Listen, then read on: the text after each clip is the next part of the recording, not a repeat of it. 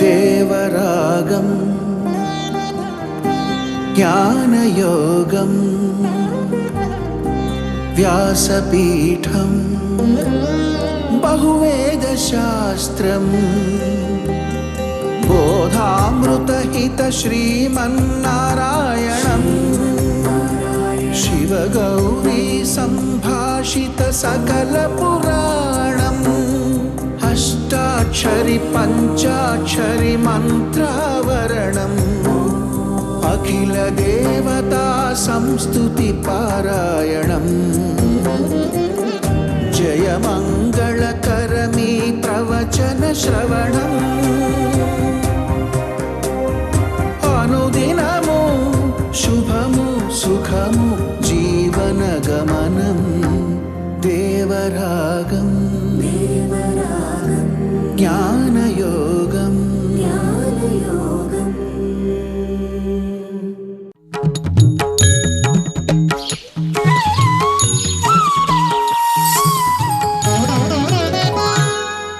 ఆపదామపహర్తారం దాతారం సర్వసంపదాం లోకాభిరామం శ్రీరామం భూయో భూయో నమామ్యహం. జై శ్రీమన్నారాయణ. ప్రియ భగవద్బంధువులారా, భగవంతుడు అందరినీ సమానంగా చూస్తాడు. ఎవరి మీద భగవంతుడికి పక్షపాతం లేదు. ఈ మాట భగవద్గీతలో చాలాసార్లు చెప్పుకున్నాడు. సమోహం సర్వభూతేషు నమే ద్వేష్యోస్తి న ప్రియ. ఎవడి మీద ద్వేషం కానీ మరొకడి మీద పక్షపాతం కానీ నా దగ్గర ఉండవు. వైషమ్య నైర్ఘృణ్యే న సాపేక్షత్వాత్ అంటాడు వేదవ్యాస భగవానుడు బ్రహ్మసూత్రాల్లో. భగవంతుడికి విషమ దృష్టి అంటే వీడు నావాడు, వీడు పగవాడు, ఇలాంటిది ఉండదు. నిష్కారణంగా ఎవరినైనా హింసించడము ఇలాంటిది భగవంతుడి దగ్గర ఉండదు. అందుకోసమనే ఆయన మీద ఎవరు కేసు వేయడానికి వీల్లేదు. వేసినా అది చెల్లుబాటు కాదు. ఎందుకంటే ఆయన ఎప్పుడు ఎవ్వరి యందు కూడా ఏ రకమైనటువంటి పక్షపాతంతో వ్యవహరించడు. ఇది పూర్తిగా వ్యవస్థితం అయిపోయినటువంటిది అనేది అందరికీ తెలుసు. అందుకోసమనే దాన్ని తాము ఏ రకంగా వినియోగించుకోవాలో ఆలోచించడమే చేయవలసినటువంటి పని. భగవంతుడు అందరినీ సమానంగా ఆదరిస్తాడని గుర్తించిన రామానుజుల వారు అందరికీ కూడా భగవంతుడిని సేవించుకునే, భగవంతుడి నామాన్ని పలకగలిగే, భగవంతుడి దాసులు కాగలిగే, వైష్ణవులు కాగలిగే అదృష్టాన్ని ఇచ్చారు. ప్రహ్లాదుడు రాక్షస బాలుడు కానీ మంచి వైష్ణవుడు కదా. విభీషణుడు రాక్షసుడి తమ్ముడు కానీ మంచి వైష్ణవుడు కదా. వీడువాడనే ప్రశ్న లేదు, ఏ కులంలో పుట్టాడు అనే ప్రశ్న లేదు. కులాలన్నీ శరీరానికే పరిమితం కనుక శరీరంలో జీవుడు ఉన్నంత వరకు వాటికి తగ్గట్టుగా వాడు ప్రవర్తించవలే. కానీ వీటిని ఒకనాడు వదలడం అనేది ఎట్లాగూ తప్పదు కనుక ఆ వదిలిన తర్వాత వీడికి శాశ్వతమైనటువంటి సుఖాన్ని పొందాలి అని అనిపిస్తే దాన్ని ఇవ్వగలిగిన వాడు ఒక్కడే మనకి వైదిక వాంగ్మయంలో నారాయణుడు కనుక ఆ నారాయణ్ణి ఆశ్రయించినట్లయితే, ఆ నారాయణుడికి శరణాగతుడైనట్లయితే, ఆయనకి ప్రపన్నుడైనట్లయితే ఆయన వీడికుండే అవరోధాలన్నీ తొలగించేసుకుంటాడు ఆయన. అది ఎవడి దగ్గర, వీడికి వాడికనే నియమం లేదు, ఎవడి దగ్గరైనా వాడు తొలగించుకుంటాడు. వాడిని తన యొక్క దాసుడిగా తీర్చిదిద్దుతాడు కూడా. అలా ఉండడంలో భగవంతుడి యొక్క వాహనం గద్ద, ఒక గ్రద్ద. పక్షపాతం చూపించలేదు. ఆయనకి శయనించేటటువంటి ఒక స్థానం ఆదిశేషుడు, ఒక పాము. పక్షపాతం ఏం చూపించలేదు భగవంతుడు. భగవంతుడి దగ్గర పక్షపాతాలు లేవండి. అందరినీ సమానంగా చూస్తాడు ఆయన. దీన్ని మనకి చెప్పాడు. స్త్రియో వైశ్యాస్తథా శూద్రాహ. వాళ్ళు కర్మకృతమైనటువంటి ఏ దేహాన్నైనా పొంది ఉండనివ్వండి. తేపి యాంతి పరాంగతిం. వాళ్ళందరూ కూడా తప్పకుండా నన్ను చేరి తీరుతారు. కర్మబంధం నుంచి విముక్తులు కాగలుగుతారు. అలా కాగలిగే ఒక అర్హత, ఒక యోగ్యత వాళ్ళకు కూడా ఉంది సుమా. మామూలుగా అయితే చేసేటువంటి బాహ్య కర్మలకి ఇవన్నీ అడ్లే. బ్రాహ్మడు చేసే కర్మలు వేరు, క్షత్రియుడు చేసే కర్మలు వేరు, శూద్రుడు చేసే కర్మలు వేరు, వైశ్యుడు చేసే కర్మలు వేరు. ఎవడెవడికి తగ్గట్టుగా వర్ణ ఆశ్రమాది వ్యవస్థకి తగిన కర్మాచరణ చెప్పి ఉంది. అది చేస్తే వీడికి ఏం లాభం లేదు, కానీ అలా పుట్టినందుకు వీడు చేయాల్సినటువంటి బాధ్యత అది. చెయ్యకుండా వీడు మానితే మాత్రం వీడికి దోషం ఉంటుంది. దానివల్ల వీడికి మళ్ళీ వచ్చేటటువంటి జన్మలో ఇంకో కొంచెం భారం పెరుగుతుంది. అది మనకు కనిపించదు కనుక తెలియట్లేదు, కానీ మనకి శాస్త్రం చెబుతోంది అది. వీడు చేయవలసినటువంటి పనులను వీడు చేయాలి. ఒకవేళ వీడికి ఏ కారణం చేతనైనా దానివల్ల జీవిక సాగకపోతే అప్పుడు వీడు మరొక వర్ణంలో ఆచరించేటువంటి ఆచరణని అడాప్ట్ చేసుకోవచ్చు, దాన్ని తీసుకోవచ్చు. తన జీవనం అనేది మొదటిది. శరీరం ఆద్యం కలు ధర్మ సాధనం అని అంటాం కదా. ముందర శరీరం అంటూ బతికి అది పని చేయగలిగితే అప్పుడు వీడేదో మంచో చెడో చేసుకోవడం చేయకపోవడం తర్వాత వస్తాయి. అంచేత ఆ రకమైన పరిస్థితి కనుక ఏర్పడ్డది ఏ పనైనా చేయవా అని మనకి పర్మిషన్ ఇచ్చింది శాస్త్రం. అందుకోసమే ద్రోణాచార్యుల వారు మంచి బ్రాహ్మణోత్తముడైన దానివల్ల తన సంతానాన్ని పోషించగలిగేటటువంటి యోగ్యత అతనికి కలగటం లేదు. దాంతో మరి ఇప్పుడు ఏం చేయాలి? క్షత్రియ వృత్తిని అవలంబించవలసి వచ్చింది. బ్రాహ్మణ వృత్తిని పక్కన పెట్టి రాజులను ఆశ్రయించి వాళ్ళకి పాఠాలు చెప్పి వాళ్ళతో పాటు తను కూడా యుద్ధాలు పద్యాలు చేసి తను కూడా క్షత్రియ విద్యను అవలంబించాల్సినటువంటి ఒక స్థితి ఏర్పడింది. జీవితం కోసం, బ్రతుకు తెరువు కోసం ఆయన. కానీ అప్పుడు రెండు బాధ్యతలు వస్తాయి. బ్రాహ్మడుగా తను చేసే బాధ్యత తన మీద ఒకటి ఉంటుంది, దాన్ని వదలడానికి వీల్లేదు. దానికి తోడుగా ఈవేళ తను కొత్తగా ఆరోపించుకున్న బాధ్యతను కూడా చేయాల్సి వస్తుంది. రెండు కలిపి చేస్తేనే వాడికి ఆ స్థితి అలా నిలబడుతుంది, లేకపోతే వాడు పతనం. ఎక్కడి నుంచైనా అంతే, దేనికైనా అంతే. సో జాతులు చెడ్డవి కావు, అవి ఏదో ఒక్కొక్క కర్మ కోసం ఏర్పడ్డాయి. కానీ ఎందులో ఉన్నా వాటి నిలకడకి, వాటి పోషణ కోసం వాడు వాటికి ఏర్పడ్డ బాధ్యతలు చేయాలి. భగవంతుడి మీద దృష్టి కలిగితే ఏ జాతిలో ఉన్నప్పటికీ కూడా దాన్ని వాడు పక్కన పెట్టి భగవంతుడి యొక్క వృత్తిని స్వీకరించవచ్చును. భగవన్ మార్గంలో వాడు పయనించవచ్చును. భగవంతుడి దాసుడిగా వాడు ఉండొచ్చును. అందుకోసమనే అలా ఉండడంలో వాడు హరిజనుడైనా గిరిజనుడైనా పర్వాలేదు, వాడు మ్లేచ్ఛుడైనా మరొకడైనా పర్వాలేదు. ఆ నిష్ఠ కనుక వాడిలో ఏర్పడితే వాణ్ణి తస్మై దేయం తతో గ్రాహ్యం సచ పూజ్య యథాహ్యహం అని భగవంతుడే ఆదేశించాడు. వాణ్ణి నన్ను ఏ విధంగా అయితే సంభావిస్తావో అట్లాగా వాణ్ణి కూడా సంభావించవచ్చును. అంటే భగవంతుడితోటి సమానముగా ఆ రకమైనటువంటి స్థితి కలిగిన వ్యక్తిని వాడు చండాలుడైనప్పటికీ స్వీకరించవచ్చును. వైష్ణవ సంప్రదాయంలో అందుకోసమని హరిజనులుగా ఉండేటటువంటి మహనీయులే ఆళ్వార్లు అయ్యారు. ఆళ్వార్లు అంటే భగవంతుడి కంటే కూడా ముందు ఆరాధనలు అందుకోనే అంత ఉన్నతమైనటువంటి స్థానంలో ఉండేవాడు. దాంట్లో తిరుప్పాణన్ ఆయన ఒక హరిజనుడు, కానీ ఆయన కూడా ఆరాధన చేస్తారు. ఆరాధన చేయించాడు భగవంతుడు. ఆయన పిలిపించుకున్నాడు, తన అర్చకుడిని పంపించి అర్చకుడిని మోసుకు తీసుకురమ్మన్నాడు తన దగ్గరికి. అలా వచ్చిన అతన్ని తనలో చేర్చుకుని అతనికి కూడా తన వలె ఆరాధనని అందుకునేంత యోగ్యతని ప్రసాదించాడు.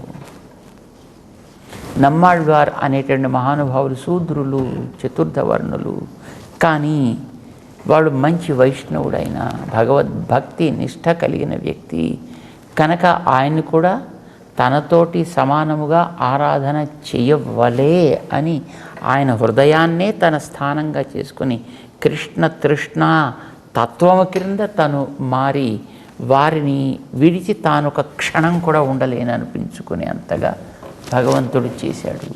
ఆయనకి ఆరాధనని కల్పించాడు. ఆయన తిరుమళిసై ఆళ్వార్ అనేటి మరొక మహాను భక్తి సారులు అని అంటాం మనం. వారి యొక్క పుట్టుకని బట్టి చూస్తే అది బుట్టలు అల్లుకునేటటువంటి కుటుంబాల్లో ఎక్కడో పుట్టినటువంటి మహనీయుడు ఆయన.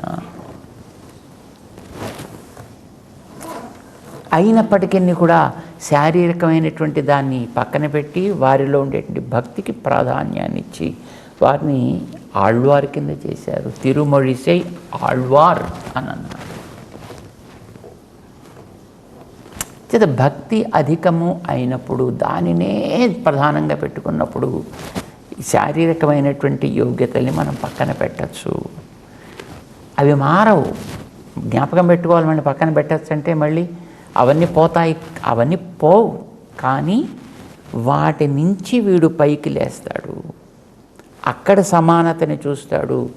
భగవంతుణ్ణి సేవించే విషయంలో ఆ సమానతని భావిస్తాడు. అది లోకం గౌరవిస్తుంది. సమంతవ్య అని మనకి గతంలో భగవంతుడే చెప్పినట్టుగా అలాంటి వాడిని లోకమంతా ఆరాధన చేసేటట్లుగా భగవంతుడే చేశాడు. ఎందుకంటే వాళ్ళ నిష్ఠ అంత ఏకాగ్రమైనది కనుక. సమ్యక్ వ్యవసిత, ఇతర ప్రయోజన ఆశ లేనటువంటి ఏకాగ్ర నిష్ఠ కలిగినటువంటి దృఢమైన అధ్యవసాయం కలిగినటువంటి వ్యక్తులు వాళ్ళు కావడం. అయితే ఈ బ్రాహ్మణత్వాదులని మనం వదిలేస్తాము కాదు. అవి గతంలో అనుకుంటున్నాం మనం, ఇవి వదిలితే పోయేవి కావు, ఇవి తెచ్చుకుంటే వచ్చేవి అంతకంటే కాదు. వాటిని పట్టించుకోకుండా ఉండగలగడం అనేది సర్వశ్రేయస్కరమైనటువంటిది. పట్టించుకోకుండా ఉండడం అంటే భగవత్ ప్రాప్తి విషయంలో, భౌతిక విషయంలో నీ బాధ్యతలు నువ్వు నెరవేర్చుకుంటూ ఉండాలి. దీన్ని ఆయన చెప్తున్నాడు. ఆయన స్త్రియో వైశ్యాః తథా శూద్రాః తేపి యాంతి పరాంగతిం. వాళ్ళందరికీ కూడా భగవంతుడిని నన్ను పొందేటటువంటి యోగ్యత ఉంది సుమా. ఇంకా అలాంటి వాళ్ళకే ఉంది అని చెప్తే కిం పునః బ్రాహ్మణాః పుణ్యాః భక్తాః రాజర్షయస్తథా అనిత్యం అసుఖం లోకమిమం ప్రాప్య భజస్వ మాం. ఈ లోకంలో నువ్వు పుట్టావు. ఈ లోకం ఎప్పుడు కూడా కర్మకృతమైనటువంటి నిర్బంధాలకి లొంగి ఉండే లోకం ఇది. ఇందులో పుట్టావు కనుక నువ్వు దీన్ని పాటించక తప్పది ఇందులో ఉన్నంత వరకు.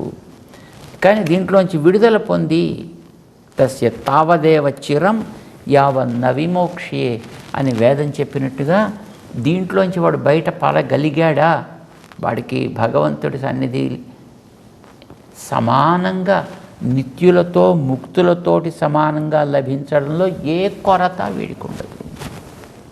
గతంలో నువ్వు ఏ శరీరంలో ఉన్నావు అనే ఎంక్వైరీ అక్కడ ఎవడు చేయడు. గతంలో నీలో ఉండే సంస్కారం ఏమిటి ఎవడు అక్కడ ఎంక్వైరీ చేయడు. అక్కడ వీడికి లభించిన యోగ్యత భగవంతుడి అందరి భక్తి పూర్తిగా అదే గులాబ్ జాములో తీపి నిండినట్టుగా వీడిలో మొత్తం అది పూర్తిగా నిండింది కనుక భగవంతుడి దగ్గర వీడు మిగతా వారితోటి ఏ తేడా లేకుండా కలిసి ఉంటాడు. కిం పునః బ్రాహ్మణా, అంచేత శారీరకమైనటువంటి బ్రాహ్మణత్వాన్ని పొందినవాడైన, పుణ్యా, మంచి పనులు కనుక వాడికి మంచి నిశ్చయం కనుక వాడిలో ఏర్పడ్డవాడైతే, రాజర్షయ తథా, వాడు రాజర్షి, నువ్వు రాజర్షివి, నువ్వు కూడా ఋషివి. ఋషి అంటే ముందు వెనకల్ని జాగ్రత్తగా సమన్వయ దృష్టితో చూడగలిగిన వాడు అని అర్థం. వాణ్ణి ఋషి అని అంటాను, క్రాంతదర్శి అంటారు. నువ్వు రాజుగా ఉండేటటువంటి దేహంలో పుట్టిన ఋషివి, మరొకడు బ్రాహ్మణుడుగా ఉండేటటువంటి దేహంలో పుట్టిన ఋషి, మరొకడు హరిజనుడుగా ఉండేటటువంటి దేహంలో పుట్టిన ఋషి, మరొకడు మ్లేచ్ఛుడిగా ఉండే దేహంలో పుట్టిన ఋషి, మరొకడు స్త్రీగా ఉండే దేహంలో పుట్టిన ఋషి. వాడి ఋషిత్వం అనేది ఇంపార్టెంట్. అక్కడ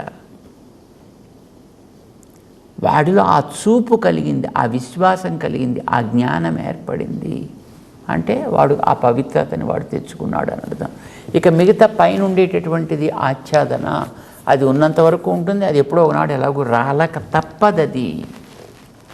ఈ లోపల కలిగిన జ్ఞానము నిత్యము, పైన ఉండేటటువంటిది కవర్, వీడికి ఉండేటటువంటి కప్పు తాత్కాలికము.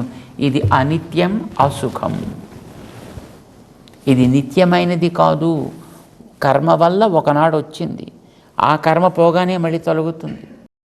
ఇది ఇచ్చేటటువంటి అనుభవం కూడా కర్మని పట్టే ఒకనాడు సుఖాన్ని, ఒకనాడు అసుఖాన్ని, ఒకనాడు దుఃఖాన్ని, ఒకనాడు నిర్దుఃఖాన్ని, రకరకాలుగా అది ఎప్పుడు కూడా అలా ఉండేది కానే కాదు. అది అనిత్యం. ఏదొచ్చినప్పటికీ కూడా మళ్ళీ మార్పు చెందుతూనే ఉంటుంది. అనిత్యం అసుఖం ఈ లోకానికి ఉండే లక్షణం అది, ప్రపంచానికి ఉండేటువంటి స్థితి అది. ఏది కూడా ఇలానే ఉంటుంది ఎప్పటికీ అనేది ఉండదు. ఇదివరకు పర్వతాలని గుర్తులుగా చెప్పేవారు, అవి ఎప్పుడు పర్మనెంట్గా ఉంటాయి కాబోలు అని అనుకుంది. ఇప్పుడు అవి కూడా ఉండట్లేదు. కొన్ని రోజులు సమయం ఇస్తే మొత్తం పర్వతానంతా మొత్తం నామరూపాలు లేకుండా చేసేస్తాము అని అంటున్నారు. లౌకికంగా ఉండేటువంటి ఏవైనా మార్పులకి సహజమైనవి. దాన్ని నువ్వు పొందేవయ్యా. ఇమం ప్రాప్య, ఇప్పుడు నువ్వు కూడా ఈ శరీరంలో ఉన్నావు, ఈ లోకంలో ఉన్నావు కనుక ఆ శరీరానికి ఆ లోకానికి ఉండేటటువంటి నియమాలని నువ్వు కట్టుబడి పాటించక తప్పదు. కానీ ఏం చేయొచ్చు? అందులో ఉన్నాను కనుక అంటూ వాటికి నువ్వు అంకితమైపోకు. మాం భజస్వ, వీటికి కారణము, వీటికి కర్త అయినటువంటి నన్ను సేవించు. ఇప్పుడు అది భగవంతుడు చెప్పేది కదా. ఇందులో ప్రధానమైనటువంటి అంశం ఆయన చెప్పదలుచుకుంది భక్తిని. ఆ భక్తి అనేది భగవంతుడి విషయంలో ఉండాలి. భగవంతుడు అంటే నారాయణుడే, ఆయనే వచ్చాడు కృష్ణుడిగా, ఆయన విషయంలోనే అది ఉండాలి. అప్పుడే నీకు ఇది బంధకం కాకుండా తొలగుతుంది తప్ప మరొక రకంగా పోనే పోదు. నువ్వు కనిపించినటువంటి ప్రతి జీవుడి కాళ్ళ మీద పడితే నీకు ఆ జీవుల స్థితినే కలిగిస్తుంది తప్ప, ఈ మాట కూడా మన గతంలో చెప్పడం జరిగింది. ఆయన యాంతి దేవవ్రత దేవాన్, పితృన్ యాంతి పితృవ్రత, భూతాన్ని యాంతి భూతేజ్య, యాంతి మధ్యాజినోపి మాం. నువ్వు ఇతరమైనటువంటి క్షుద్ర దేవతల్ని ఆశ్రయిస్తావా, క్షుద్ర జీవుల్ని ఆశ్రయిస్తావా, లేదా పితరుల్ని ఆశ్రయిస్తావా, భూత గణాలని ఆశ్రయిస్తావా? ఏం ఆశ్రయించాలో నీ ఇష్టమా? ఆ అవకాశం నీకే ఇచ్చేస్తున్నా. కానీ ఒకటి మాత్రం జ్ఞాపకం పెట్టుకో, యాంతి మధ్యాజినోపి మాం. ఇది చేసేవాడిని అంతటినీ నేనే. ఈ మాట ఇప్పటికీ ఇది మన 9వ అధ్యాయంలో ఉన్నాం. ఇప్పటికి ఎన్నిసార్లు చెప్పుకున్నాడండి ఆయన? ఒకసారా, 2 సార్లా, 100ల సార్లు చెప్పుకున్నాడు ఆయన. చాతుర్వర్ణ్యం మయా సృష్టం. ఈ 4 దేవ మనుష్య తిరియక్ స్థావరాలుగా ఉండేటువంటి వీటన్నిటినీ మొత్తం రూపకల్పన చేసి నడిపించేవాడిని నేను అనుకున్నప్పుడు నన్ను కాకుండా ఇంకోనేమో పట్టుకుంటాను. నేను తయారు చేసిన వస్తువుల్లో ఏదో ఒక్కొక్క దాన్ని నువ్వు పట్టుకుంటానంటే దాని దగ్గరికే పోతావు. దాని ప్రకారం ఉండేటువంటి నియమాలేవో వాటిలో నువ్వు క్రమంగా సాగుతూ ఉంటావు. కానీ నడిపించేవాడు నేనని తెలిసి నన్ను ఆశ్రయించినట్లయితే మిగతా ఉండేటటువంటి లోపాలు నీ దగ్గరికి రాకుండా ఉండేటట్లుగా నేను చూసుకుంటాను. కనుక భజస్వ మాం, నన్ను సేవించు, నన్ను ఆరాధన చేయి, నడిపేవాడిని నేనని తెలుసుకో. అంతే తప్ప ఈ లోకంలో ఉండేవన్నీ కూడా ఆయన ఆజ్ఞకి లోబడి పని చేయగలిగినవి, పని చేసేవి కూడా. సో దీన్ని మర్చిపోకుండా పెట్టుకోవయా. భజస్వ మాం, నా కోసం కాదు, అది నీ కోసం. మళ్ళీ ఈ చక్రంలో పడి మళ్ళీ తిరుగుతుంటే మళ్ళీ ఎక్కడికి పోతామో తెలియదు. ఇంకా అందులో పోవడం అంటూ జరిగిందంటే మళ్ళీ ఎప్పటికి తేలుతామో తెలియదు మనకి. అందుకోసమే మాం భజస్వ, నన్ను ఆశ్రయించు. అవి నీ నుంచి దూరం అయ్యేట్టు నేను చేసుకుంటా, అవి నీకు అంటుకోకుండా నేను చూసుకుంటా. సో ఇది భగవంతుడు స్పష్టం చేశాడు ఈ 33వ శ్లోకంలో 9వ అధ్యాయంలో చేసి అర్జునుడిని చెప్తున్నాడు. మిగతా జీవులందరూ కూడా మంచి జ్ఞానం కలిగితే వాళ్ళంతా ఋషులు. శరీరం పోలా, అందుకోసం శరీర సంబంధంతో ఉండే ఋషిగా వాడిని గుర్తు. రాజర్షి, బ్రహ్మర్షి, ఇలాగనమాట. మనకి తెలిసిన విశ్వామిత్రుడు బ్రహ్మర్షి కావాలని ప్రయత్నం చేశాడు. రాజర్షి అయ్యవయ్యా అన్నాడు ఆయన. చెప్, నాకు రాజర్షి అక్కర్లేదు, దాన్ని కూడా నేను వదిలేస్తా. తిండి అవసరమైతే వదిలేస్తా, గాలి అవసరమైతే వదిలేస్తా, నిద్ర అవసరమైతే వదిలేస్తా, ఏమైనా సరే నేను వదిలేస్తా, నాకు బ్రహ్మర్షే కావాలి అని కూర్చున్నాడు. అంటే శరీరానికే ఇంకా అతని దృష్టిలో మళ్ళీ ఒక రకమైనటువంటి గుర్తింపుని పెట్టుకున్నాడు ఆయన. సరే నువ్వు అది కావాలనుకున్నప్పుడు సరే నీకు అదే ఇస్తాం అని కొంతకాలం మళ్ళీ పరీక్షించి, పో నీకు బ్రహ్మర్షత్వాన్ని ఇస్తున్నాను పో అన్నాడు. పోలే, అక్కడికి అతని మనసులో ఇంకా కొంచెం ఆ దేహ భ్రాంతి ఇంకా కొంచెం లోపల ఆడుతూనే ఉంది. అందుకే ఎవడి వల్ల నాకు ఇంత స్థితి వచ్చిందో ఆ వశిష్ఠుడు చెప్పాలి నాకు, నువ్వు చెప్తే లాభం లేదు బ్రహ్మగారు, వెళ్ళాయని తీసుకురండి అన్నాడు. అంచేది మళ్ళీ పాపం వశిష్ఠునే పిలిచి అయ్యా చెప్పయ్యా అంటే, ఓకే ఆయనకి మీరందరూ అనుకున్న తర్వాత కాకుండా ఎలా ఉంటాడు, బ్రహ్మర్షి అయ్యాడు ఆయన అన్నాడు. అప్పటిదాకా దిగనటువంటి అహంకారం అప్పుడు దిగిందండి. ఎందుకంటే ఈయన అంటాడని ఆయన అంగీకరించలేదు. ఎందుకంటే ఆయన గారి కుమారుల్ని చెప్పాడు, ఆయన గారి ఆశ్రమాన్ని నాశనం చేశాడు, ఆయన గారి శిష్యుల్ని సంపాదించాడు, ఎన్ని రకరకాల ఇబ్బందులు పాలు చేయాలో అన్ని రకాలుగాను పెట్టాడు.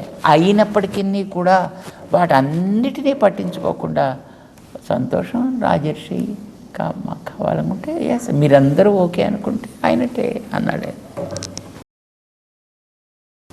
అన్న తర్వాత అతని దగ్గర పాదాలకి నమస్కారం పెట్టుకున్నాడు. అప్పుడు ఆయన దిగిపోయాడు. ఎంతవరకు ఆ తర్వాత ఎదిగిపోయాడంటే సాక్షాత్తు శ్రీరామచంద్ర ప్రభువు ఆయన గురువుగా ఎంచుకొని ఆయన వెంట తిరిగి ఆయన ఉపదేశం పొందేటంత స్థాయికి వెళ్ళిపోయాడు ఆ విశ్వామిత్రుడు. బ్రహ్మర్షిగా మారిన తరువాత అన్నమాట అలా మార్చుకోగలిగాడు ఆయన. ప్రతి ప్రాణికి ఋషి కాగలిగే యోగ్యత ఉంది. ఇది మనం జ్ఞాపకం పెట్టుకోవడం కోసం చెప్తున్నాం. ప్రతి ప్రాణికి ఋషి కాగలిగే యోగ్యత ఉంది. మనుషుల్లో మాత్రమే దాన్ని గుర్తిస్తాం, మిగతా ప్రాణుల్లో అది గుర్తించలేరు కనుక వాటిని పక్కన పెడదాం.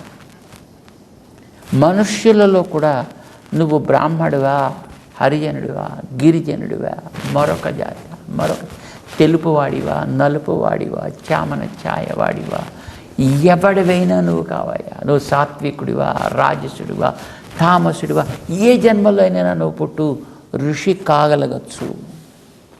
చూడండి, మన ఆచార్యులు పంచ సంస్కారాలు మనకి చేసినప్పుడు శరీరానికి ఎప్పుడో చిన్నప్పుడు తల్లి తండ్రి పెట్టిన పేరు ఉంటుంది. దాన్ని వాళ్ళు వదిలేయమని చెప్పరు, మార్చేసుకోమని చెప్పరు. ఈవేళ సమాశ్రయణం అవ్వడం చేత రామానుజ దాసుడిగా కొత్త పేరు వస్తుంది. ఆత్మకి రామానుజదాస నామాన్ని, శరీరానికి తల్లిదండ్రులు పెట్టినటువంటి పేరుని, శరీరానికి తల్లిదండ్రులు ఏదో వెంకట్ అని పేరు పెట్టాడు అనుకోండి, ఇప్పుడు ఈ వెంకటనామం ఉంటుంది, పైన మనకి ఆరోపితం అవుతుంది అన్నమాట. ఈవేళ గురువు అనుగ్రహించినటువంటి ఉపదేశం, గురువు మనకి అనుగ్రహించినటువంటి ఆ ప్రపన్నత, దాంతో రామానుజ దాసుడు అయ్యాడు. శరీరానికి వాడికి వెంకన్న పేరు అనుకోండి, రామానుజ దాసుడు, రెండూ కలిసి సాగుతున్నాయి కదా. కానీ దాంట్లో రామానుజ దాసనికే ప్రాధాన్యం.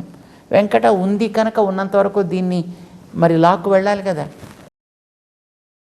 సైకిల్ మీద ప్రయాణం చేసినప్పుడు ఆ సైకిల్కి ఏదైనా ప్రాబ్లం వచ్చిందనుకోండి, అని మళ్ళీ రిపేర్ చేసే షాపు దాకా దాన్ని లాక్ అయితే పోవాలి కదా.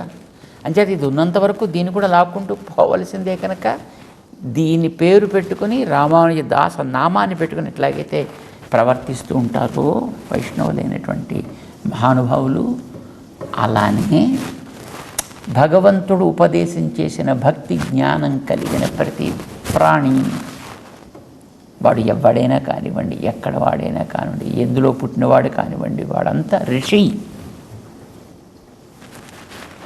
పుణ్యాహ భక్తాహ, వాడిని ఇలాగే పిలవాలి. వాడిని పుణ్యుడు, భక్తుడు, రాజర్షి. నిన్న రాజర్షి అని పిలవచ్చు, ఇంకొకనైతే ఇంకో ఋషి అని పిలవాలి. అంచేత దేహగతమైనటువంటిది ఒకటి, ఆత్మగతమైనటువంటిది ఒకటి, ఇవి రెండూ కలుస్తాయి. ఉన్నంత వరకు ఇవి సాగుతాయి. తర్వాత ఇది అనిత్యం, అసుఖం లోకం. ఇది అనిత్యం అవుతుంది, ఇది అసుఖాన్ని కూడా ఇంకా ఇవ్వడం మానేస్తుంది. ఇది ఈ లోకంతో చేరిపోతుంది. నువ్వు ఇప్పుడు దీంట్లోనే ఉన్నావు కనుక ఇది గుర్తించి దాని తగ్గట్టుగా ప్రవర్తించు. అయితే అది నిలవలసింది, శాశ్వతంగా ఎప్పటికి ఉండాల్సింది మాం భజస్వ,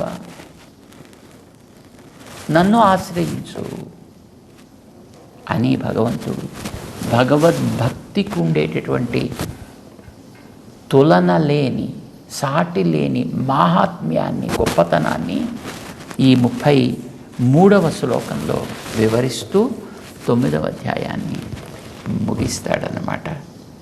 తెలుసుకుందాం. జయ శ్రీమన్నారాయణ.